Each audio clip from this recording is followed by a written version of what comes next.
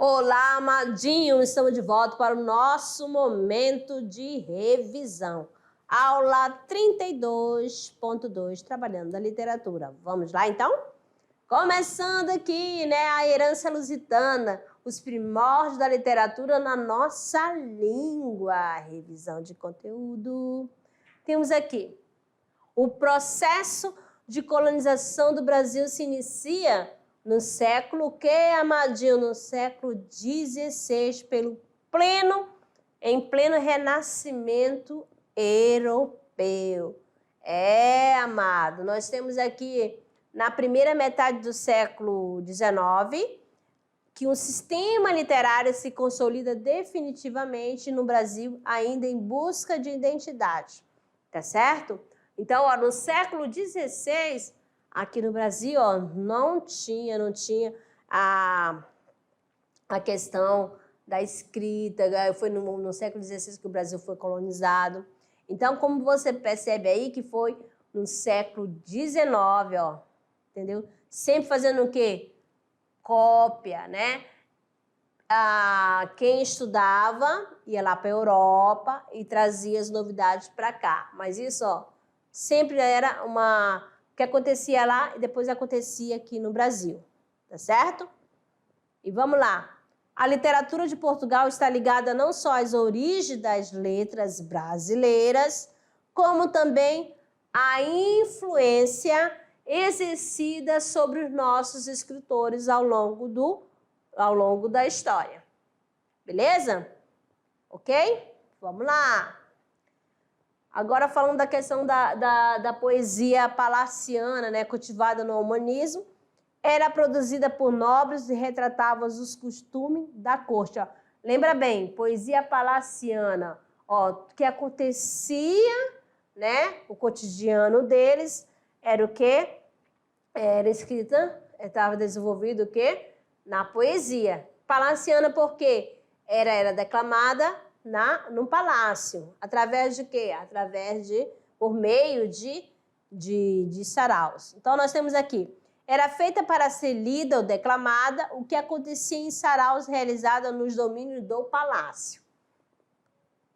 A separação entre a palavra e a música foi a grande inovação dos poemas palacianos, pois os viram-se obrigados a elaborar mais versos, o ritmo, a musicalidade, antes garantido pela melodia e pelos instrumentos.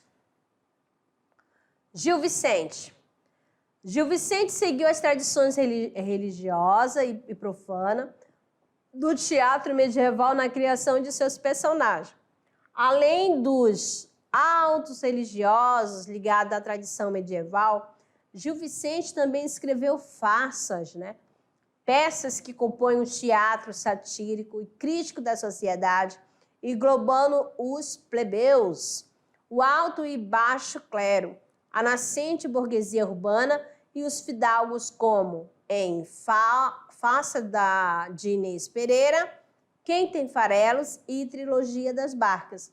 Lembrando da trilogia, está envolvido quem? Alto da Barca do Inferno, Alto da Barca da Glória, Alto da Barca do Purgatório.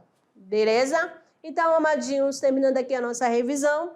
Daqui a pouco eu retorno com o nosso Tirando Dúvidas. Até lá!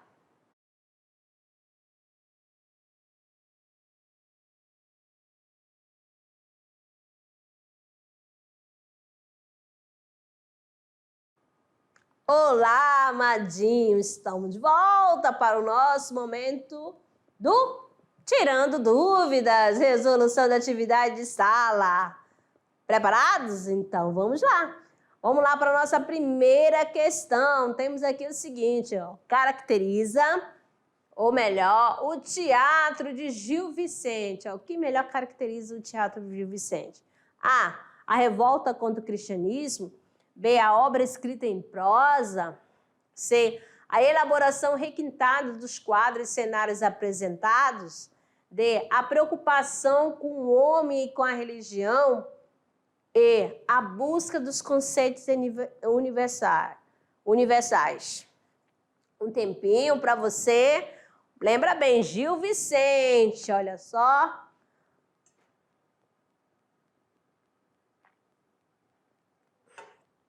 Vamos. O pai, né, do teatro português. A, B, C, D. Nós temos aqui gabarito letra D, né? A preocupação com o homem e com a religião. Vamos para a segunda questão, amadinhos. Indique a afirmação correta sobre o alto da barca do inferno de Gil Vicente. Nós temos aqui a letra A. Intricada a estruturação de suas cenas e que surpreende o público com a inesperada de cada situação, com o inesperado, não é verdade? Com o inesperado de cada situação. B. O moralismo vicentino localiza os vícios, não nas instituições, mas nos indivíduos, que a faz viciosas. C. É complexa a crítica. Amadinho, deixa eu ajeitar aqui. A crítica aos costumes da época, já que o autor, primeiro, a relativizar a distinção entre o bem e o mal. Se a ênfase desta sátira recai sobre as personagens populares mais ridicularizada e a mais severamente punida. E a sátira é aqui demolidora, indiscriminada, não fazendo referência a qualquer exemplo do valor positivo.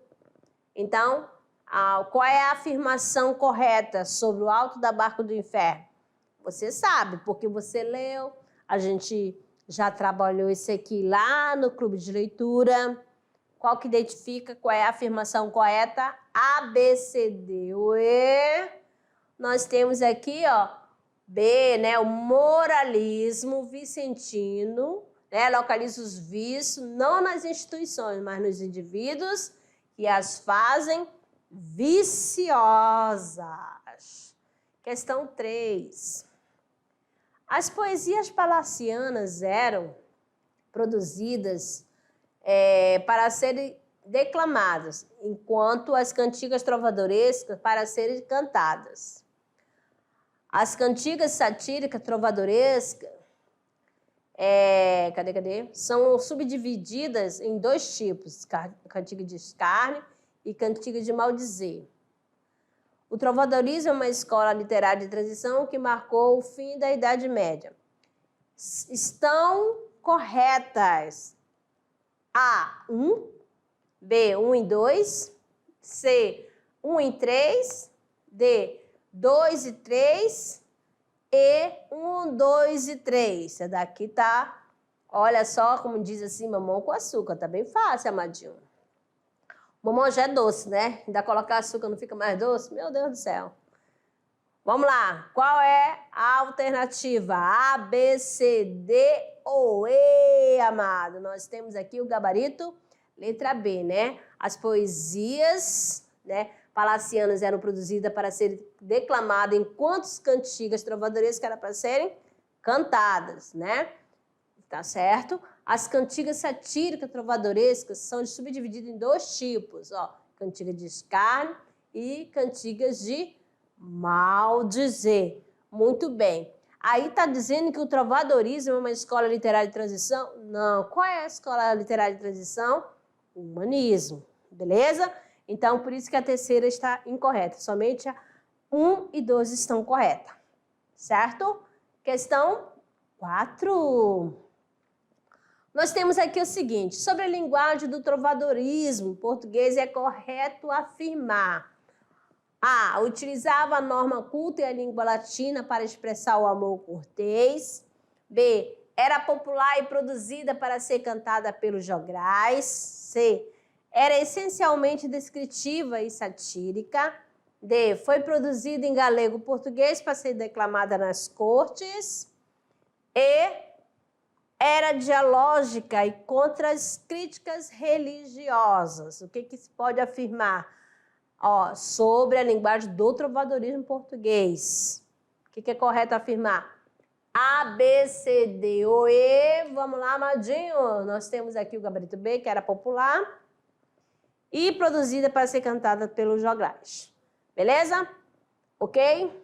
Conseguiram? Parabéns, então, amados. Vamos para o nosso treino, que é o Se Liga no Enem. Momento de treinar. Primeiro ano também treina, e muito. Tá bom? Então, vamos lá para a nossa questão 5. Nós temos aqui o seguinte: o amor cortês foi um gênero praticado desde os trovadores medievais europeus. Olha só, afirmando aqui, ó, no item.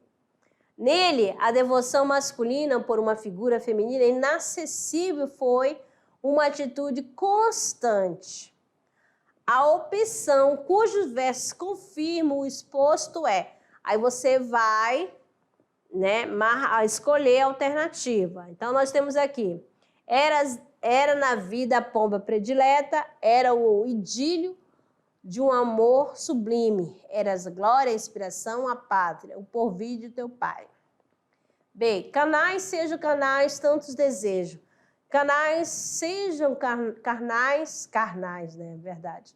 Carnais sejam carnais, tantos desejos. Carnais sejam carnais, tanto anseio.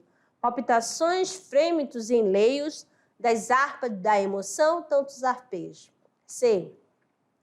Quando em meu peito rebentasse a fibra, que o espírito enlaça a dor do vivente, não derrame por mim nenhuma lágrima em pálpebra demente. D. Em teu louvor, Senhor, estes meus versos, e a minha alma aos teus pés para cantar-te, e os meus olhos mortais em dor imersos, para seguir-lhe o vulto em toda parte. E. Que pode mais criaturas, senão criaturas amar? Amar, esquecer, amar, mal amar, amar, desamar, amar? Então, qual é o comando da questão? A opção cujo verso conforme o exposto. Olha só, o amor cortês foi um gênero praticado desde os trovadores medievais europeus. Nele, devoção masculina por uma figura feminina inacessível. Foi uma atitude constante. Então, você vai escolher quais os versos que confirmam o exposto, né? A, B, C, D ou E. Nós temos aqui a alternativa letra D, né? Olha só. Em teu louvor, Senhora, entre meus versos, em minha alma teus pés para cantar-te, e os meus olhos mortais em dor imersos, para seguir o vulto em toda parte. Então, você sabe que aqui, essa cantiga, né, é a cantiga de amor, né? A cantiga trovadores, fez trovadores, beleza? Então, alternativa, letra D. Eita! Aqui o nosso clube de leitura. Já teve o clube de leitura? Já teve sim, Amadinho, mas só que nós estamos aqui naquele período, né, de transição também, né? Unidade 1, passando para a unidade o quê? 2. Vamos ainda comentar um pouquinho, né, da unidade 1, que foi Alto da Barca do Inferno, né? A gente já conversou aqui, né, sobre a barca, sobre os personagens, né? A questão da moralidade, tá certo? Então, Alto da Barca do Inferno, Gil Vicente, né? Valores de duas épocas, escrita na passagem da Idade Média para a Idade Moderna. A obra oscila entre os valores morais e, ao mesmo tempo, que há uma severa crítica que é a sociedade, típica da Idade Moderna. A obra também está religiosamente voltada para a figura de Deus, o que é uma característica medieval. Então, aquele momento assim de transição, né? Então, aqui nesta obra, você percebeu que Gil Vicente ele faz uma crítica, né, questão lá, quando ele coloca as duas barcas. Opa, não importa se você é um agricultor, não importa se você é um comerciante ou um magistrado, mas quando a pessoa parte, ela vai ser o quê? Analisada, né? Opa, como que você se comportou durante o tempo que você estava na Terra, estava vivo, estava encarnado? Que agora, Você desencarnou, leva um susto quando vê duas barcas. Ai, meu Deus, ai, eu fiz ações boas. Lá vou eu, lá para a barca do paraíso, a barca da glória. Mas, na verdade, será que realmente aos olhos do anjo eu fiz uma ação boa? As ações foram boas ou não? Então, o outro que vai analisar. Aí, ó, se você, lá, no caso daquele que tirou a própria vida, ele não foi nem para a barca do inferno, nem para a barca do quê? Da glória. Ele ficou o quê? Solto, né? Por aí, no purgatório, vamos dizer assim. Então, assim você vê essa questão, né? É isso aí que você já leu esta obra. E agora, seguindo, amadinhos, vamos ver se tem alguma escola para ser homenageada.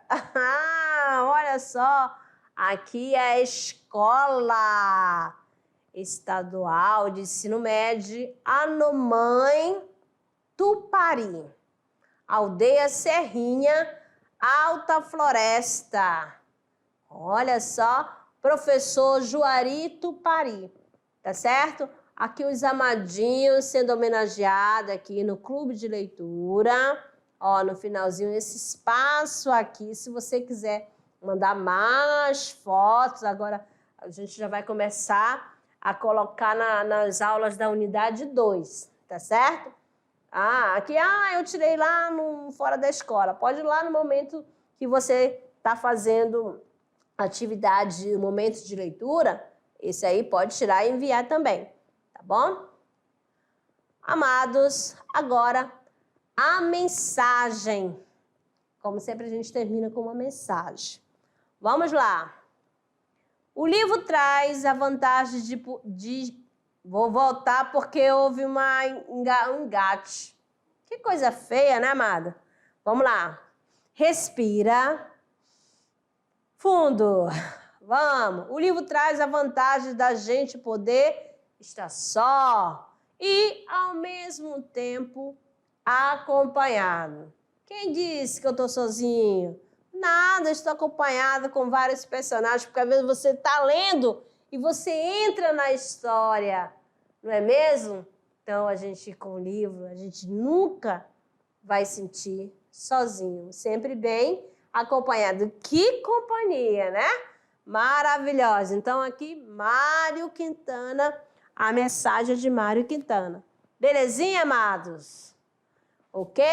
Então, muito obrigada pela companhia de vocês. E aguardo vocês agora na unidade 2, tá certo? Até lá!